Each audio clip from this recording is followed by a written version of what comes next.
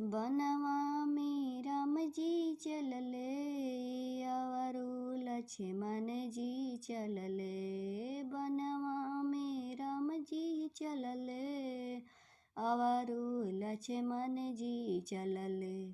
संगवा में चलली सीता मैया, बेआकुल मनवा।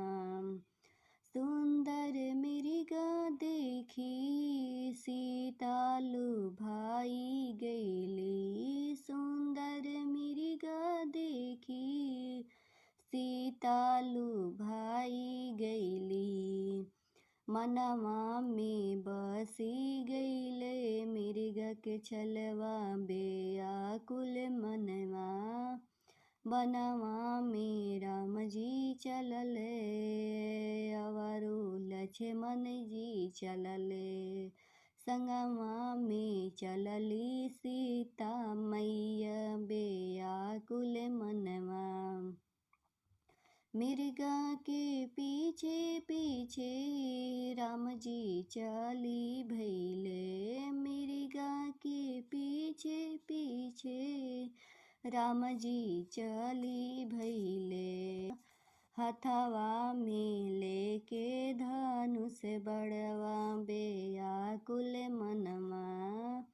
हथवा में लेके धनुष बड़वा, बेआकुल मनवा। एक को से गईले मृगा, दूसर को से गईले। एक को से गईले मृगा, दूसर को से गईले। तीसर को से करेले लक्ष्मण के पुकारवा, बेआकुल मनवा। तीसर को से करेले लक्ष्मण के पुकारवा, बेआकुल मनवा। लक्ष्मण लक्ष्मण सुनी सीता, बेआकुल भइली। लक्ष्मण लक्ष्मण सुनी सीता, बेआकुल भइली। करे लगली लक्ष्मण से अरजिया, राम जी पे पड़ल संकटिया। करे लगली लक्ष्मण से अरजिया, राम जी पे पड़ल संकटिया।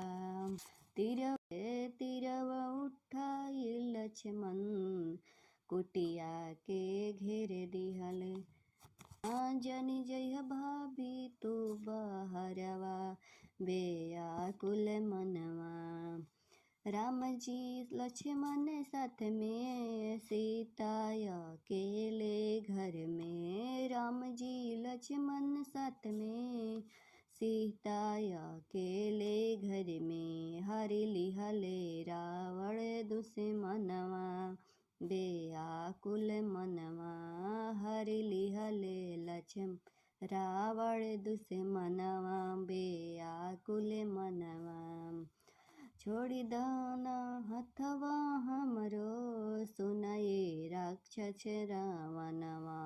छोड़ी दाना हथवा हमरो, सुनाए राक्षस रावणवा। लंका के हो जई विनाशवा, छोड़ी दाना हथवा हमरो, सुनाए राक्षस रावणवा। लंका के हो जाई विनाशवा, बेआकुल मनवा। लंका के हो जाई विनाशवा, बेआकुल मनवा।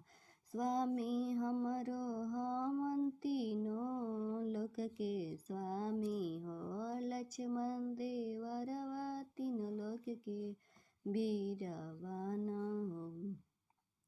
तुड़ी दीहें तोहरो घमंडवा, नाश हो जाई तोहरो लंकवा। तुड़ी दीहें तोहर घमंडवा, नाश हो जाई तोहरो लंकवा। बनवा में राम जी चलले, अवरु लक्ष्मण जी चलले। बनवा में राम जी चलले अवरु लक्ष्मण जी चलले संगवा में चलली सीता मैया बेयाकुल मनवा